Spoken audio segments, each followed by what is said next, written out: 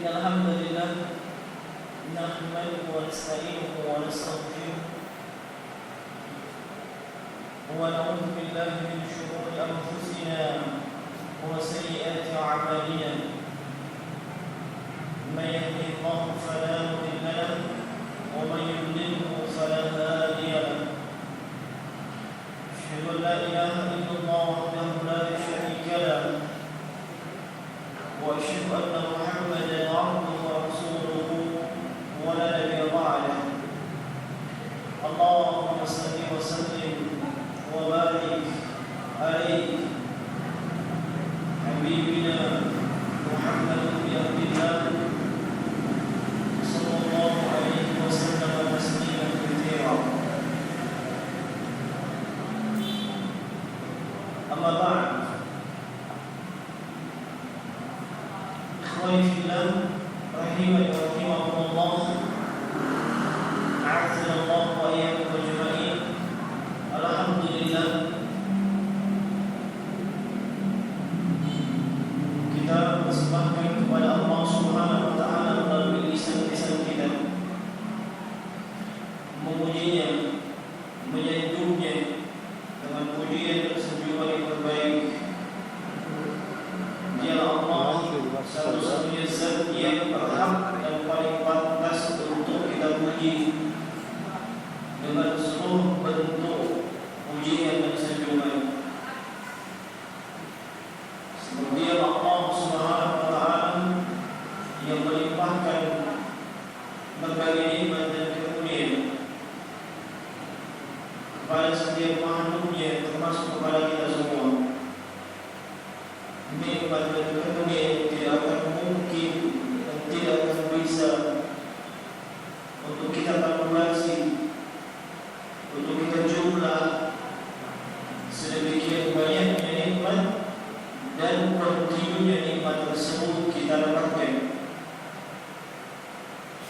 Kita diperintahkan mensyukurinya, dan itu juga merupakan pintu jalan sehingga kita mendapatkan nikmat tambahan sekaligus nikmat yang sebelumnya ada tetap akan kita dapatkan dan tidak akan hilang.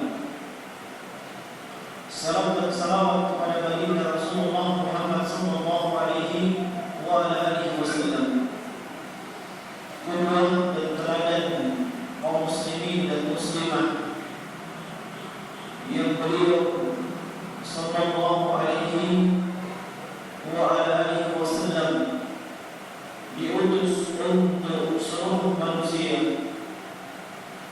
Bahkan beliau diutus sebagai Rasul yang terakhir, menuntut seluruh Nabi dan Rasul, dan tidak akan ada lagi Nabi dan Rasul yang diutus setelah beliau. Dan yang menjadi perhatian Rasulullah SAW, bahkan Nabi dan Rasul sebelum beliau di awal dakwah pertama kali ketika mengajak manusia ke jalan Allah adalah bagaimana manusia ini menghambakan diri kepada Allah dengan bentuk dan cara yang terbaik, melandasi seluruh ibadahnya di atas tauhidullah, mentauhidkan Allah Subhanahu wa taala, sekaligus memperingatkan umatnya dari lawan at-tauhid yang bisa menghapuskan dan menghapuskan pahala dari amalan saleh, yaitu asyirk billah, menyekutukan Allah Subhanahu wa taala. Hadirin sekalian rahimani wa rahimakumullah, di kesempatan petang hari ini kembali kita melanjutkan pembahasan kita terkait pembahasan mengenai akidah yang seorang muslim dan muslimah wajib untuk mengetahui hal tersebut, sebab sesuatu itu dapat kita lakukan, dapat kita amalkan tatkala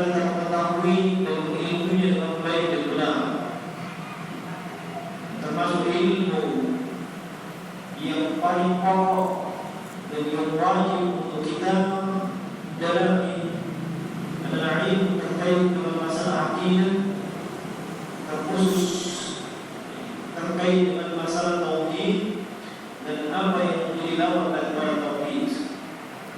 Sebab itulah landasan dari seluruh ibadah yang dilakukan oleh si hamba hendaknya landas dengan tauhidullah dan menjauhkan seluruh ibadahnya dari kesyirikan dan noda-noda kesyirikan. Jadi antara ibadah yang diperintahkan di dalam syariat, suatu ibadah yang agung, ibadah yang paling utama, sekaligus ibadah yang paling mulia, yaitu doa. Doa itu bermakna al-qalb, permohonan, permintaan dari posisinya rendah kepada yang posisinya lebih tinggi, dari yang membutuhkan kepada yang tidak membutuhkan, dari yang rendah kepada yang paling tinggi. Itu namanya permohonan dan permintaan yang disebut dengan doa. Kalau ada permohonan dan permintaan dari pihak yang di atas kepada yang di bawah, maka itu bukan doa namanya, itu perintah. Tapi sama-sama kandungannya adalah permintaan dan permohonan. Satu dari atas ke bawah, itu perintah. Adapun permohonan dan permintaan dari bawah ke atas, dalam konteks doa kita ini adalah dari hamba kepada Tuhannya, maka itu adalah doa. Doa adalah suatu ibadah. Di dalam Al-Quran Allah Subhanahu wa ta'ala berfirman dalam surah Ghafir di ayat yang ke-60, Allah Subhanahu wa ta'ala berfirman, wa qala rabbukum ud'uni astajib lakum innal ladzina yastakbiruna 'an ibadati sayadkhuluna jahannama dakhirin. Allah Subhanahu wa ta'ala berfirman, ud'uni, berdoalah, minta, mohonlah kepadaku, astajib lakum, niscaya akan kupenuhi, niscaya akan kukabulkan, kata Allah. Dan mereka, sungguhnya mereka yang menyombongkan diri, pongah, angkuh dari beribadah, yakni dari berdoa, tidak memohon kepada Allah, tidak ingin berdoa kepada Allah, sayadkhuluna jahannama dakhirin. Ini diancam akan dimasukkan ke jahannam dalam keadaan terhina. Ayat tersebut menunjukkan bahawa doa adalah satu ibadah. Dan di dalam hadis yang diriwayatkan oleh Imam Nasa'i dan juga Imam Tirmizi dan juga Imam Abu Daud As-Sijistani dan selain mereka, Rasulullah sallallahu alaihi wasallam bersabda, ad-du'a'u huwal ibadah. Doa itu adalah ibadah. Dan doa itu adalah salah satu bentuk ibadah yang paling utama. Di dalam hadis yang diriwayatkan oleh Imam Al-Hakim dalam Al-Mustadrak, yang hadis ini disahihkan oleh Syekh Al-Albani rahimahullahu taala, dari sahabat yang mulia Abdullah ibn Abbas radhiyallahu taala anhuma secara marfu', yakni afdalul ibadati ad-du'a. Seutama-utama, seafdal ibadah itu adalah berdoa. Bahkan ia adalah salah satu ibadah yang sangat mulia di sisi Allah. Di dalam hadis yang diriwayatkan oleh Imam Tirmizi dan selainnya, yang hadis ini dihasankan oleh Syekh Al-Albani rahimahullahu taala dari sahabat Abu Hurairah radhiyallahu taala anhu, Rasulullah sallallahu alaihi wasallam bersabda, "Laisa syai'un akramu 'ala Allah min ad-du'a." Tidak ada sesuatu yang paling mulia di sisi Allah melainkan itu adalah doa. Mengapa sampai doa dikatakan ibadah yang paling mulia, ibadah yang paling utama?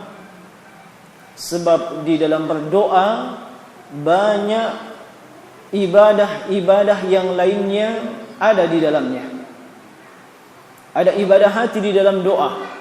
Sebab seseorang yang berdoa tentu akan bertawakal kepada Allah, menggantungkan hatinya kepada Allah. Ada raghbah, raja, rahbah, ada pengharapan, ada perasaan takut, ada tadarru', ada iftikhar, ada penghinaan diri, ada perasaan kita membutuhkan kepada siapa kita memohon. Dan itu semua adalah ibadah hati. Bahkan di dalam doa itu ada ibadah lisan, lisanul maqal. Kita berdoa dengan mengungkapkan melalui lisan kita. Dan di dalam doa itu juga ada ibadah anggota tubuh. Sebab ketika kita berdoa, salah satu di antara adabnya adalah dengan mengangkat kedua tangan kita. Ini yang menunjukkan kemuliaan daripada berdoa. Menunjukkan bahwasanya doa itu adalah suatu ibadah yang sangat-sangat utama. Nah, ma'asyiral muslimin, ikhwani fillah rahimani wa rahimakumullah. Secara umum doa itu terbagi menjadi dua. Ada doa yang disebut dengan doa murni ibadah, yang doa tersebut dilakukan oleh lisanul hal, diungkapkan oleh lisanul hal, bukan lisanul maqal. Lisanul hal yaitu ungkapan dalam bentuk keadaan dan kondisi, yaitu bentuknya dengan melaksanakan seluruh ketaatan, melaksanakan seluruh perintah, menjauhi seluruh larangan, melaksanakan berbagai amalan soleh, melakukan berbagai ibadah-ibadah, baik yang wajib ataupun yang sunnat. Kenapa dia disebut sebagai doa? Sebab mereka yang melakukan berbagai ketaatan yang kita sebutkan tadi, lisanul halnya, keadaannya dia tatkala melakukan ibadah tersebut, ia memohon di dalam ibadahnya agar mendapatkan pahala, bisa masuk ke dalam surga, dijauhkan dari siksa, dan dijauhkan dari neraka. Seolah-olah ketika ia melakukan ketaatan dan amalan soleh, ia memohon kepada Allah dengan ibadah dan amalan soleh tersebut, ia mendapatkan manfaat di dunia dan di akhirat, dan dijauhkan dari mudarat di dunia dan di akhirat. Makanya itu disebut sebagai doa ibadah, lisanul hal. Nah, sebab seolah-olah mereka yang melakukan ketaatan tersebut secara tidak langsung memohon kepada Allah, meminta kepada Allah. Dengan ketaatannya dia mendapatkan manfaat di dunia dan di akhirat. Nah, kemudian doa yang ibadah ini tidak boleh dipalingkan kepada selain Allah. Ia hanya khusus kepada Allah Subhanahu wa ta'ala.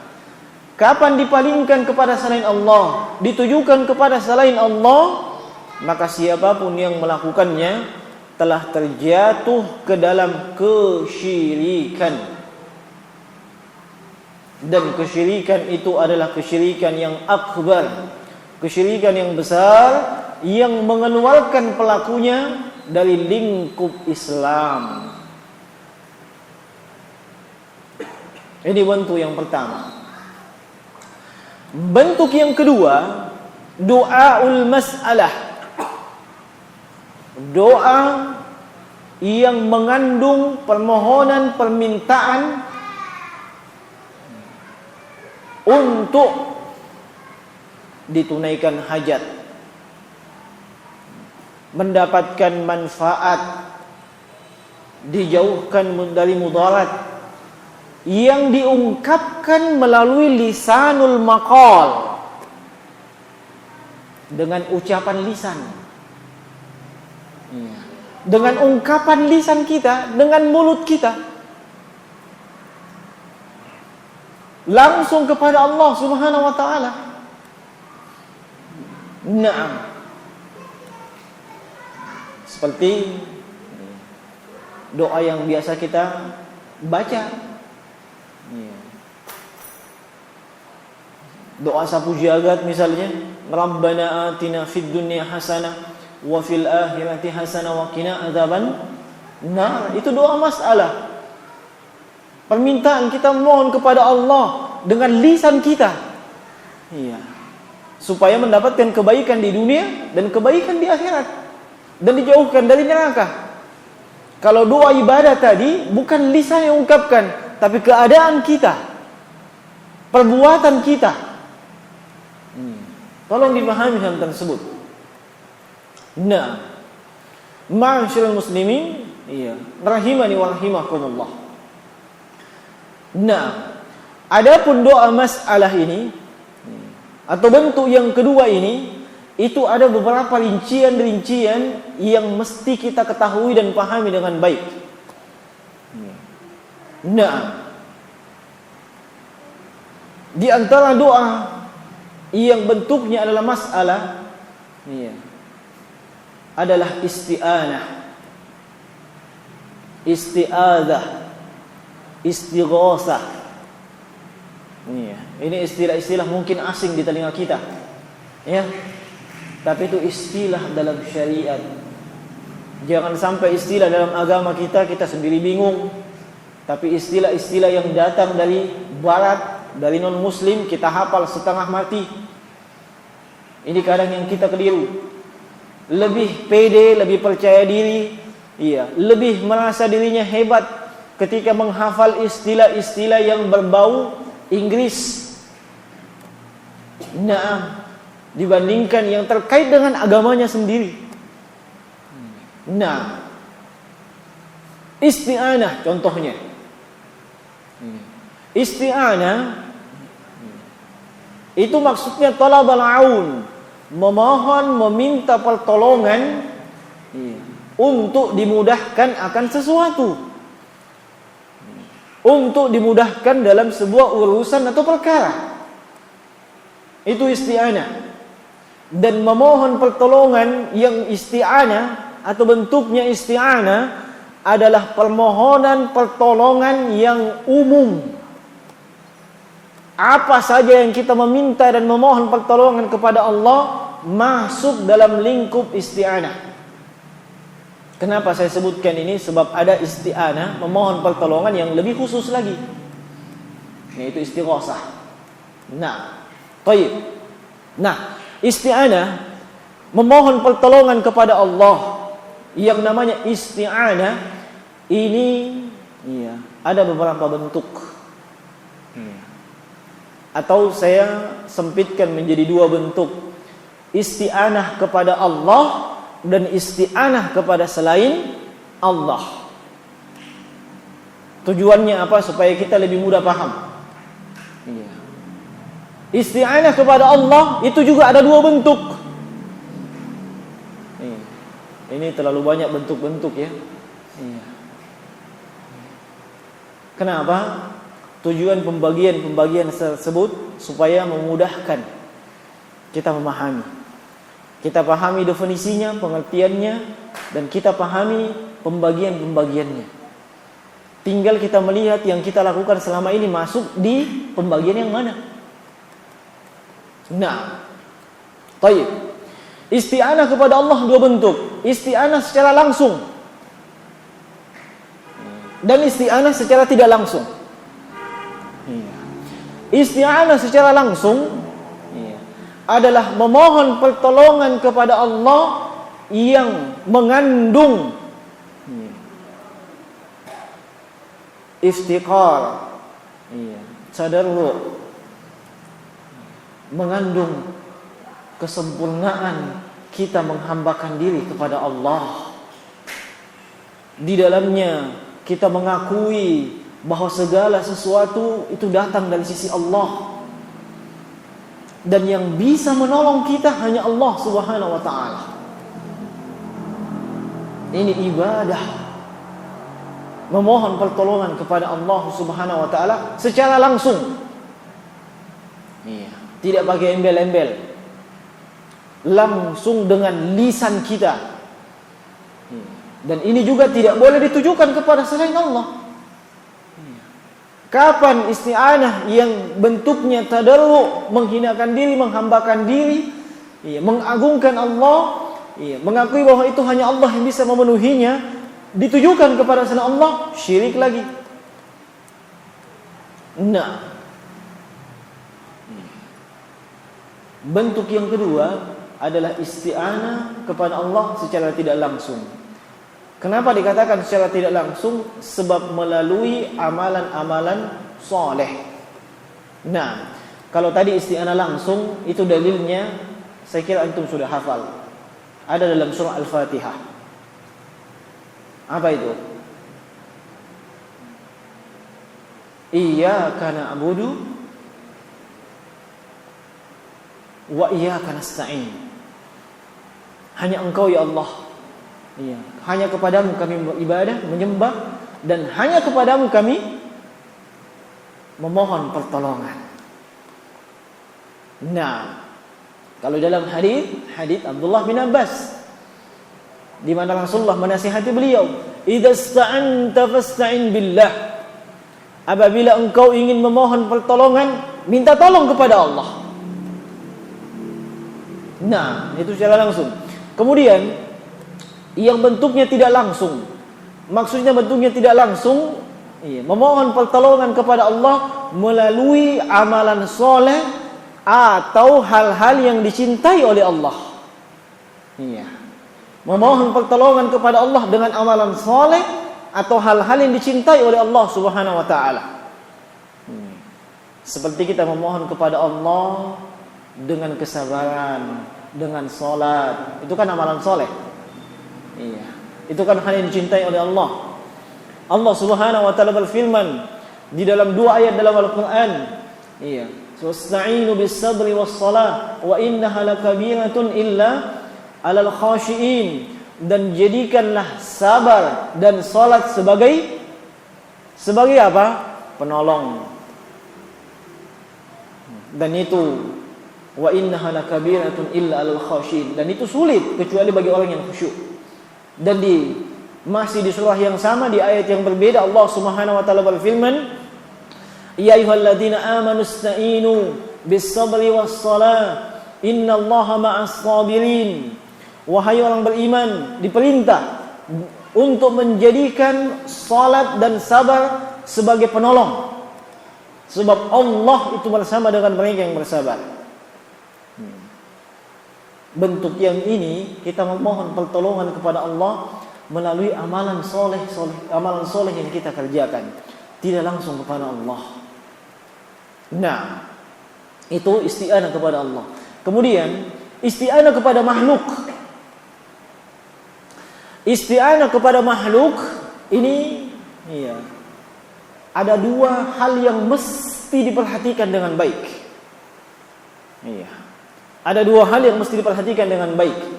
Hal yang pertama, makhluk yang kita memintai pertolongan itu mesti memenuhi 4 kriteria, 4 persyaratan. makhluk yang kita mintai pertolongan mesti memenuhi 4 kriteria, 4 persyaratan. Yang kata Syekh Saleh Al-Syekh hafizahullah ta'ala, pertama, hayyan, hadiran, qadiran, yasma'. Hayyan, dia mesti orang yang masih hidup. Kita meminta pertolongan, seperti misalnya minta tolong air minumnya, saya haus. Ya, kita minta tolong sama orang yang masih hidup, jangan orang yang sudah mati. Iya. Nah, dia masih hidup. Iya. Maka tidak boleh kita memohon pertolongan kepada orang yang sudah meninggal. Itu tidak benar. Nah, apapun yang kita minta. Yang kedua, hadiran. Makhluk yang kita mintai tolong tersebut ada. Kita berhadapan dengan dia, kita bisa berbicara dengan dia. Bukan ada di belahan dunia yang lain. Nah, yang ketiga, qadiran. Makhluk yang kita mintai tolong tersebut mampu menolong kita. Kalau dia tidak mampu, wah, tidak boleh kita isti'anah kepada dia. Iya. Misalnya, iya, tolong, iya, ambilkan saya air minum. Ya, ternyata dia tidak mampu mengambilkan air minum. Iya. Mungkin fisiknya cacat sehingga dia tidak bisa kemana-mana, atau mungkin dia tidak punya memang air minumnya, dan seterusnya. Maka dia mesti mampu menolong kita. Kapan dia tidak mampu, tidak boleh. Nah, dan yang keempat, yasma'. Yang kita mintai tolong, makhluk yang kita mintai tolong tersebut mampu mendengarkan apa yang kita mintai.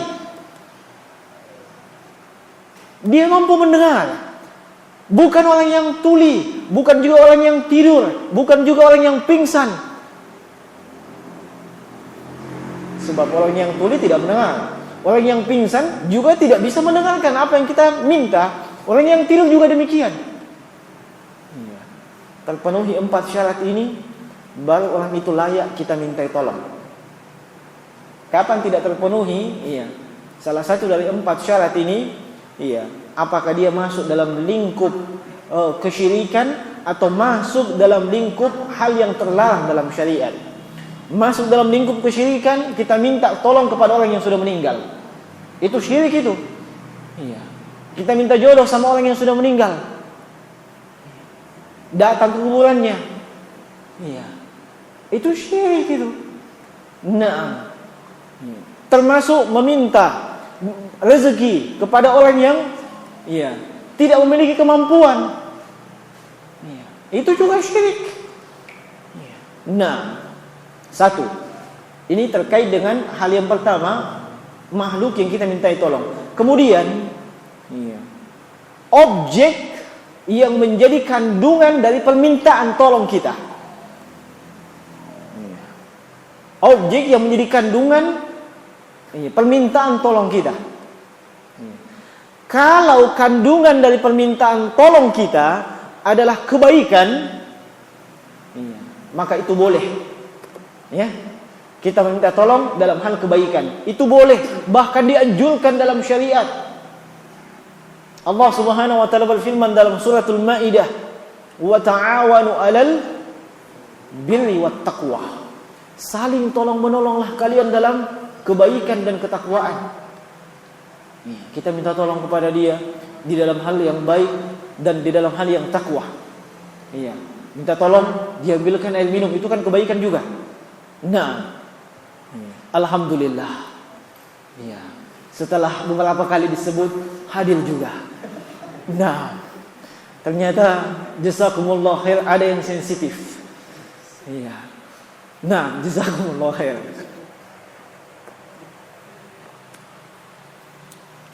Baik.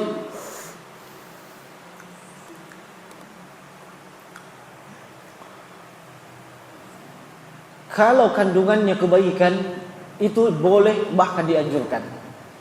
Nah, kalau kandungannya adalah kejahatan, keburukan, dosa dan maksiat, maka itu hukumnya diharamkan. Iya. Meskipun yang kita mintai tolong ini hidup, ya, hadir, mampu, dan dia mendengar. Tapi kalau objek kandungan permintaan tolong kita mengandung hal yang dosa, maksiat, dia diharamkan, itu pun diharamkan. Allah Subhanahu wa taala berfirman, "Wala ta'awanu 'alal itsmi wal 'udwan." Kalian jangan saling tolong-menolong dalam dosa dan permusuhan. Nah, yang ketiga, kalau objek kandungan permintaan tolong kita adalah sesuatu yang mubah pada asalnya, boleh, iya, maka iya, orang yang kita mintai tolong, kalau dia menolong kita, iya, dan dia memang mampu menolong kita, dia dalam keadaan hidup, mampu mendengar, dia akan mendapatkan pahala sesuai dengan yang Allah dan Rasulnya janjikan.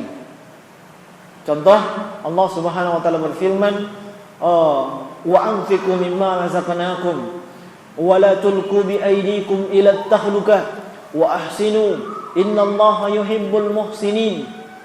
Itu dalam surah Al-Baqarah, cuman saya lupa ayat berapa. Nah, dan infakkanlah, iya, sebahagian dari apa yang Allah rezekikan kepada kalian. Wala tulqu aydikum ila at-tahlukah. Jangan kalian, iya, jerumuskan diri kalian ke dalam kebinasaan. Wa ahsinu, berbuat baiklah.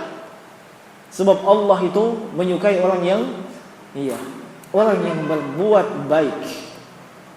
Nah, bisa dipahami ya? Iya. Ada yang masih ingat tadi itu semua? Nah, jadi memohon isti'anah, iya, kepada Allah dua bentuknya. Nah, isti'anah kepada makhluk ada yang hukumnya boleh, ada yang hukumnya tidak boleh. Tergantung terpenuhi tidaknya persyaratannya dan tergantung isi kandungan apa yang kita minta. Iya. Nah, kalau yang kita minta, permintaan tolong kita sesuatu yang mubah, maka itu mubah. Kalau sesuatu yang dianjurkan, ya, kebaikan, maka itu juga dianjurkan dan itu kebaikan. Kalau itu mengandung keharaman, maka itu pun adalah hal-hal yang masuk dalam hal yang diharamkan. Nah, baik. Sudah masuk lagi sah?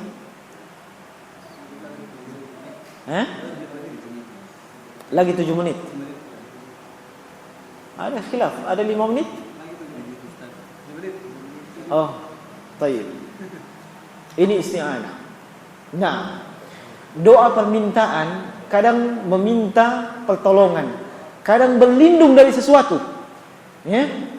Iya, makanya doa-doa yang diajarkan oleh Rasulullah SAW ada yang bentuknya isti'anah, ada yang bentuknya isti'adzah, memohon perlindungan. Ya? Iya.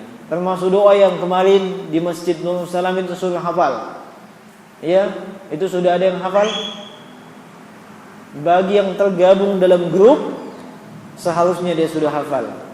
Sebab saya sudah masukkan ke situ. Iya.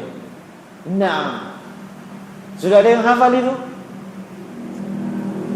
Doa meminta akhlak yang baik dan dijauhkan dari akhlak yang buruk. Meminta akhlak, memohon pertolongan, iya, untuk diberi akhlak yang baik, kemudian dijauhkan dari akhlak yang buruk. Itu isti'adzah, dan itu semuanya masuk dalam lingkup doa masalah, doa permintaan. Iya. Nah, ma'asyiral muslimin, iya, rahimani wa rahimakumullah, masih ada dua bentuk yang lainnya, isti'adzah dan istighatsah. Nah, istighatsah, iya, itu maknanya talabal ghaus. Iya. Kalau diterjemahkan dengan bebas sama juga dengan isti'anah tadi, memohon pertolongan. Iya. Apa bedanya dengan isti'anah? Iya, kalau isti'anah itu umum. Iya. Kalau istighatsah jauh lebih khusus. Sebab istighosah itu memohon pertolongan, iya. Apakah bentuknya terhindar dari kebinasaan atau kehancuran, atau supaya terlindung dari hal tersebut. Iya. Kalau istighosah itu di saat-saat genting dan kritis. Kalau isti'anah tidak mesti. Iya. Bisa dipahami ya? Iya. Kita di Indonesia ini itu yang namanya istighosah kadang kita saksikan di media-media cetak, elektronik, iya, termasuk di televisi kan begitu.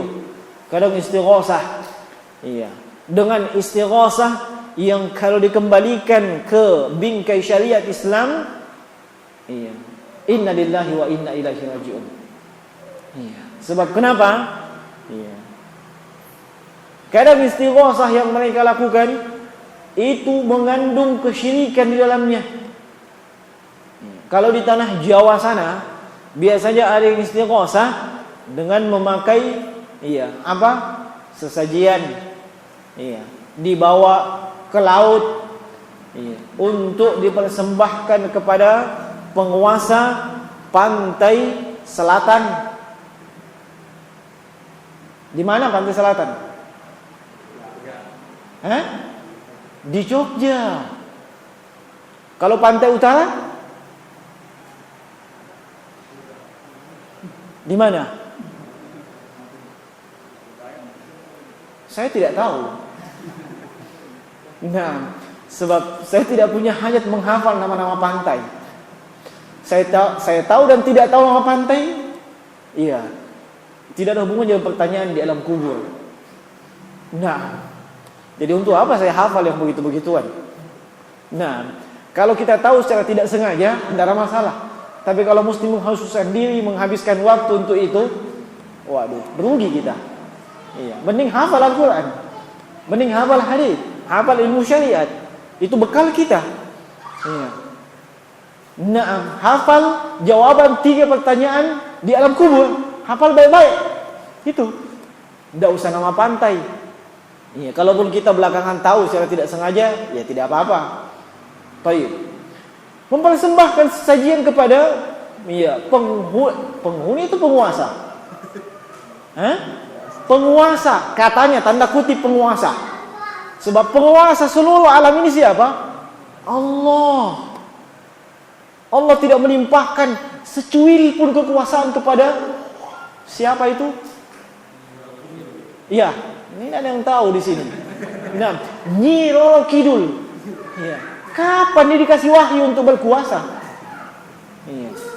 Nah, tidak ada secuil pun kekuasaan Allah untuk dia. Nah, iya. Termasuk kita di sini di Kota Palopo itu mempersembahkan sapi, ya, kepala sapi ke Tanjung Ringgit sana, dilepas. Itu bentuknya istighosah. Nah, tidak ada istighosah seperti itu. Nanti kita akan sebutkan rincian itu istighosah. Nah, saya hanya isyaratkan ini sebab itu waktu 7 menit tidak cukup. Iya. Nah, bukan cuma ke penghuni laut, tapi kadang dibawa ke kaki gunung. Ya toh? Bahkan ada yang dibawa kemana? Ke puncak gunung. Iya. Yang kadang dia mesti menempuh perjalanan yang sangat melelahkan dan meletihkan. Iya. Jemaah sekalian rahimani wa rahimakumullah, kita ini muslim. Iya. Semua yang kita ucapkan, semua yang kita lakukan, bahkan yang tidak kita ucapkan dan yang tidak kita lakukan, semuanya mesti berlandaskan agama kita. Bukan hanya kita mendengar qila wa qala, orang mengatakan begini, kita manut, ada yang mengatakan begitu, kita ngikut. Tidak. Kita cocokkan dengan aturan-aturan syariat Islam. Kalau sesuai, kita ikut. Kalau tidak sesuai, minta maaf, tidak bisa ikut. Kalau bisa dinasihati, nasihati. Nah, insyaallah di kesempatan berikutnya, kita akan merinci bentuk doa masalah yang namanya istighosah dan isti'adzah. Nah, yang jelas Iya. Istighatsah itu memohon pertolongan secara khusus kepada Allah pada saat-saat yang genting. Itu tidak boleh kita persembahkan kepada selain Allah. Kapan dipersembahkan kepada selain Allah? Sama, syirik juga. Dan itu syirkul akbar, syirik yang besar. Mengeluarkan pelakunya dari lingkup keislaman. Waliyadzubillahi min zalik. Saya kira ini jemaah sekalian yang sempat kita sebutkan di kesempatan ini. Saya mohon maaf atas berbagai kekurangan, dan sudah pasti ada banyak kekurangan dalam penyampaian kita. Yang benar datang dari sisi Allah Subhanahu wa taala, yang keliru itu datang dari syaitan dan dari kami. Dan saya memohon maaf kepada jemaah sekalian jika ada ungkapan, kata, ucapan yang tidak berkenan di hati, dan saya mohon ampun kepada Allah Subhanahu wa taala jika terdapat kekeliruan dalam penyampaian ini. Subhanakallah bihamdik, asyhadu an la ilaha illa anta, astaghfiruka wa atubu ilaik. Wa sallallahu ala nabiyyina Muhammad wa ala alihi wa sallam tasliman katsira. Assalamualaikum warahmatullahi wabarakatuh.